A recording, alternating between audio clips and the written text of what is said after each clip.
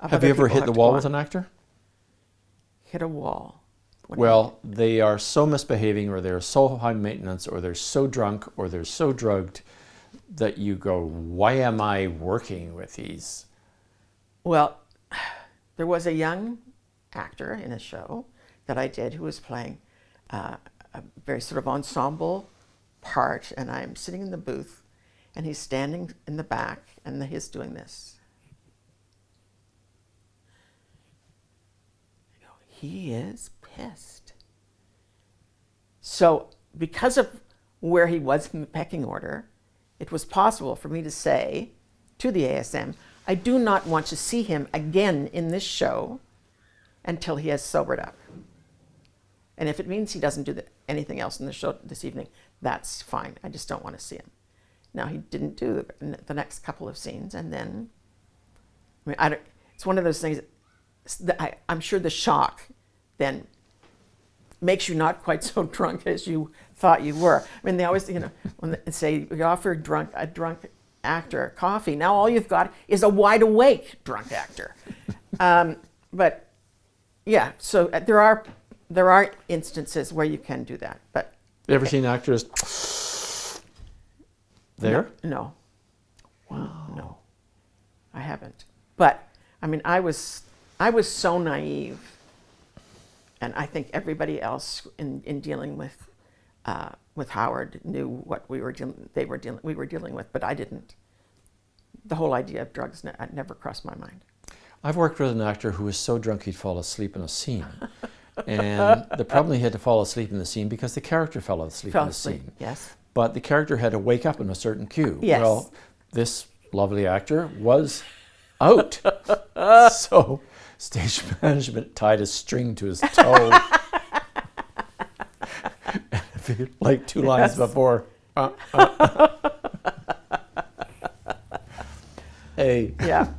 It's a living. No, absolutely. And as a stage manager, you do whatever that is required for you to do. Do you ever regret that you don't have the hook anymore on stage?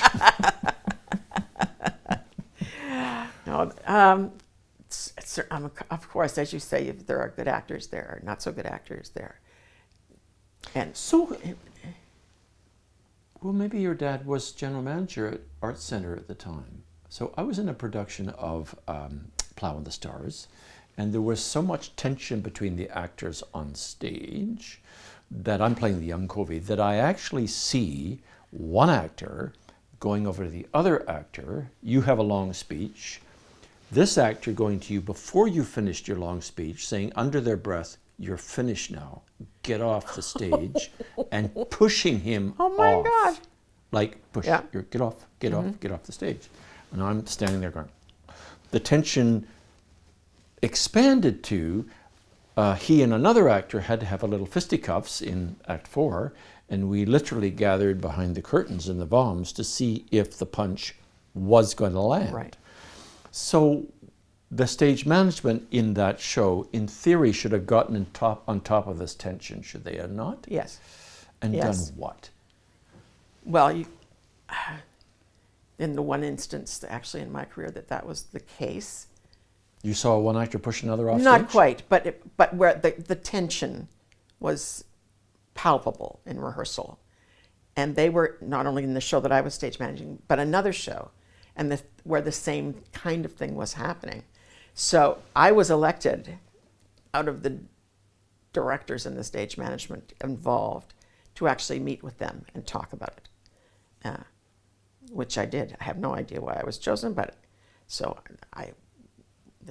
there were 2 of them and myself sat in a rehearsal hall, just talked about, what could we do to make it easier for them and stuff. And I think just the fact that it was being acknowledged, Right. and that and they weren't being treated like naughty children. Right. One was trying to treat them like adults who obviously had something to work out, and whatever was necessary for them, we would try to provide Right. for them. Right.